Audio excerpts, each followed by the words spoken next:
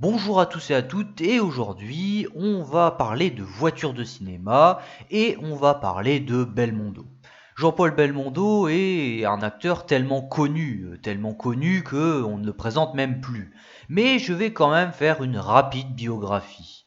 Jean-Paul Belmondo est le fils de Paul Belmondo, un artiste, et de Sarah Reynaud Richard. Dès son plus jeune âge, il s'intéresse à la boxe, puis au théâtre, et deviendra finalement comédien. Comme beaucoup le savent déjà, il sera beaucoup critiqué par ses professeurs, qui le considèrent comme un type sans talent, qui ne jouera jamais dans des pièces de théâtre et encore moins dans des films.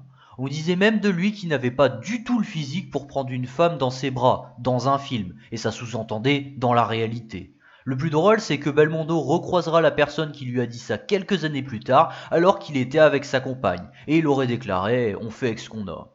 Jean-Paul Belmondo était également un grand passionné de voitures, et il en possédera énormément. Mais je vais pas parler de sa collection personnelle, car ces voitures ont souvent rien d'exceptionnel, à part qu'elles ont juste appartenu à cet acteur, et Belmondo en a eu tellement que c'est bien possible que vous en possédez une sans même le savoir. Tout ce que je dirais à ce sujet, c'est qu'il y a deux Ferrari qui ont appartenu à Belmondo qui se sont vendus assez récemment. Mais bon, le but de cette vidéo est surtout de parler des voitures de films en priorité. Et dans ceux des films de Belmondo, il y en a quand même pas mal. On va tout d'abord commencer par 100 000 dollars au soleil, un film réalisé par Henri Verneuil et qui sortira en 1964. Dans ce film, on voit trois grands acteurs et trois grands camions. La production avait commandé trois camions à la société Berlier pour tourner le film. Il y avait donc un Berlier GBC 8 6x6 Gazelle, un Berlier TLM 10 M2 et un Berlier TB 015. Ce qui est assez drôle, c'est que les dialogues du film parlent d'un TLM 10 M2 rouge alors qu'il était vert en réalité, et d'un GBC 8 vert alors qu'il était rouge en réalité. Mais dans un film en noir et blanc, de toute façon, ça ne se voit pas. Mais c'est quand on voit vraiment les vrais véhicules qu'on se rend compte que en fait, les couleurs étaient inversées.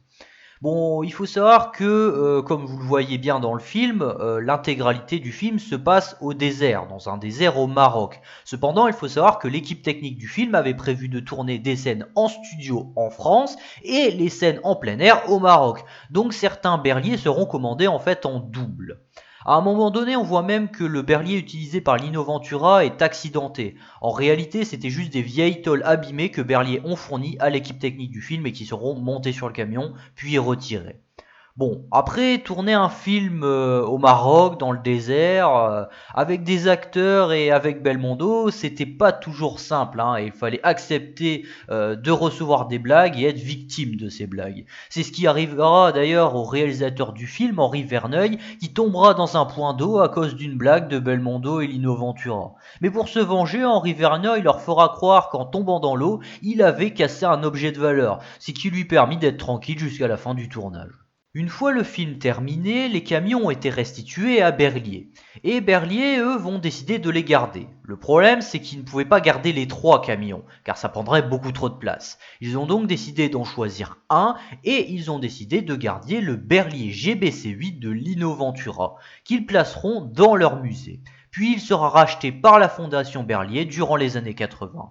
Et on peut toujours le voir dans ce musée, il est entièrement d'origine, rien n'a été changé, même la bâche du film, c'est la même. Pour ce qui est des deux autres camions, ils seront revendus donc en occasion.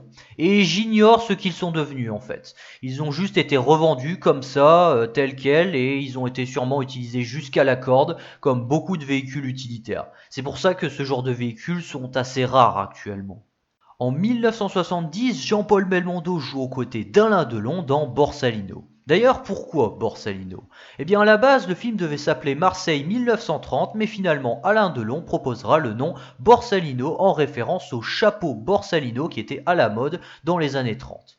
Borsalino, c'est un film qui raconte l'histoire de deux gangsters qui vivent, comme je viens juste de le dire, dans les années 30. Et cette histoire se base en fait sur une histoire vraie. C'est d'ailleurs pour cette raison-là que le film a failli ne jamais voir le jour, car la famille d'un des deux gangsters était contre cette adaptation au cinéma. Ce sera d'ailleurs le même problème que Francis Ford Coppola rencontrera durant le tournage du Parrain, car il voulait faire un film sur les mafieux et les mafias italiennes n'étaient pas trop d'accord. Finalement, Borsalino ne fera que s'inspirer de cette histoire vraie en précisant au tout début du film que ce film n'est qu'une fiction, ce qui n'est pas tout à fait vrai. Tourner un film dans l'ambiance des années 30 nécessitera forcément l'utilisation de vieux décors, mais également de vieilles voitures. La plus connue de toutes, c'est la Loren Dietrich B36S qui est utilisée par Belmondo dans le film et qui sera également utilisée pour l'affiche du film. Cette auto finira par rejoindre le musée Henri Malartre qui la conserve toujours. Pour ce qui est des autres voitures présentes dans le film, elles ont malheureusement complètement disparu de la circulation depuis, mais c'est très fort probable qu'elles existent encore. Du fait que c'était déjà des voitures de collection au moment de tourner le film, je pense que ces autos avaient du coup une grande valeur et elles sont toujours présentes actuellement, mais je pense que leurs propriétaires veulent se faire discrets, donc c'est pour cette raison-là qu'on les a plus trop vues depuis. Le prochain film dont je vais vous parler est Flic ou Voyou.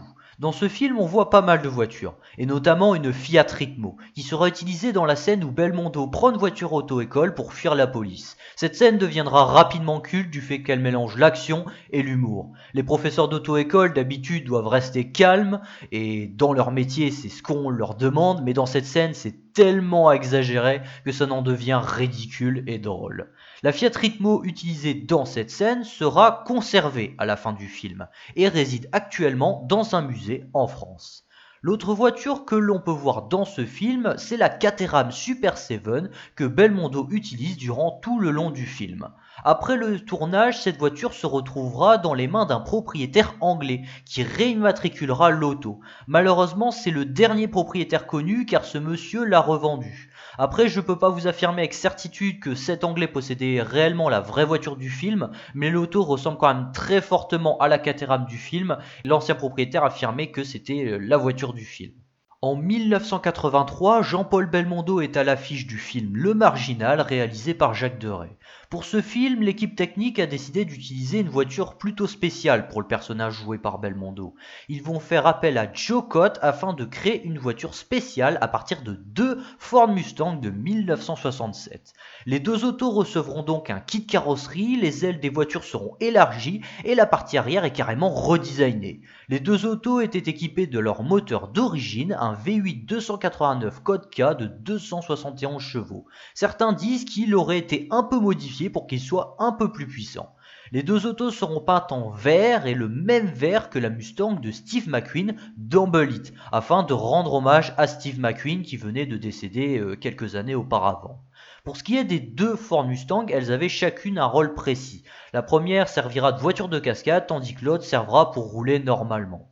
Une fois le film terminé, l'une des deux autos sera récupérée par le cascadeur Rémi Julienne, qui décidera de la garder sur son parking. L'auto restera là-bas durant des années avant de finir à la casse car elle était dans un sale état. La seconde Mustang, elle, restera également quelque temps sur le parking de Rémi Julienne, avant d'être revendue à un collectionneur parisien, qui la conservera quelque temps dans son garage. Puis elle sera revendue au garage AMG Sport de Grigny, qui décideront du coup de la restaurer.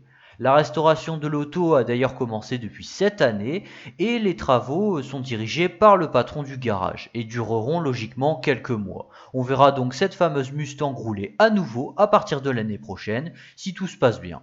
Le dernier film dont je vais vous parler est Itinéraire d'un enfant gâté, un film qui sera assez marquant dans la carrière de Belmondo, qui incarne un rôle assez unique qu'il n'avait jamais incarné auparavant. L'acteur impressionne beaucoup le public pour son rôle et certaines scènes sont plutôt impressionnantes, comme celle où Belmondo dit des choses étonnantes à Anconina qui ne doit pas réagir. L'étonnement dans cette scène est réel car l'acteur n'était pas du tout au courant de ce que Belmondo allait lui dire. L'autre scène très impressionnante est la scène finale où Sam Lyon, le personnage incarné par Belmondo, pleure en regardant une vidéo de sa famille. Et Claude Lelouch avouera bien plus tard que lorsqu'il avait tourné la scène, la télévision que Belmondo regardait était éteinte. Mais bon, si je vous parle de ce film, c'est également pour ses voitures. En effet, au début du film, Albert Duvivier doit choisir une voiture parmi la collection de Sam Lyon. Parmi ces voitures, il y avait une Renault 4 Vivasport YZ4 cabriolet qui fut carrossée par Henri Chaperon. Cette auto sera revendue à une vente aux enchères récemment. Elle a gardé son état d'origine et fonctionne parfaitement. Dans cette collection de voitures, on y voit également une Delage D670 carrossée par Figoni et Fallaci, qui elle aussi réapparaîtra aux yeux du public durant une vente aux enchères en 2014. L'auto était en état de sortie de grange suite à une longue immobilisation. Pour ce qui est des autres voitures de collection du film, je n'ai malheureusement trouvé aucune piste. Mais je pense très certainement qu'elles sont toujours présentes, mais que leurs propriétaires préfèrent rester discrets. À mon avis, d'ici quelques années, si elles seront revendues dans une vente aux enchères, on en entendra reparler à nouveau. Je vais terminer la vidéo en vous parlant de deux voitures de film dont je n'ai pas grand chose à dire. La première apparaît dans le film Last Coup Moon, c'est une Bugatti Type 57 coupé Ventoux qui existe toujours actuellement et qui est fonctionnelle. La seconde, c'est la Citroën DS utilisée dans le film Le Cerveau de Gérard Houry. L'auto sera utilisée pour la fin du film où Bourvil et Belmondo empruntent cette voiture afin de poursuivre le colonel alias Le Cerveau. Malgré que l'auto finira en miettes à la fin de la séquence, elle sera rachetée et restaurée. L'auto sera même montrée à une exposition de voitures de cinéma en 2016. Voilà, la vidéo est désormais terminée. Merci de l'avoir regardée dans son intégralité. Comme d'habitude, n'hésitez pas à vous abonner, à mettre un like et un commentaire, surtout si vous avez une quelconque information sur une ou plusieurs voitures de films de Jean-Paul Belmondo. Sur ce, on se revoit dans quelques temps. Bye!